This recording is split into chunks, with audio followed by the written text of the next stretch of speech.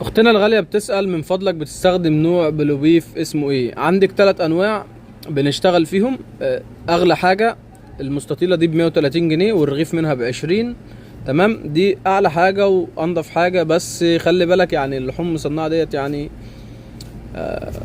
مش هنقول يعني ما علينا. الناس بتحذر منها، ومفروض ان انت المفروض تعمل الحاجة في البيت احسن مليون مرة يعني.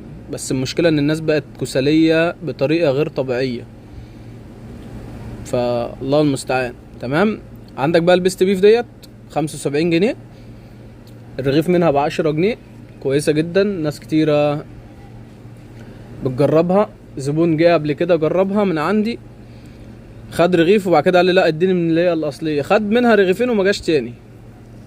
وعندك دي اخر حاجة نوع ب60 جنيه وبس كده، اقل حاجة فيهم ديت. وصلت لاخر الفيديو، ما تنساش تصلي على النبي وتشترك في القناة. في امان الله.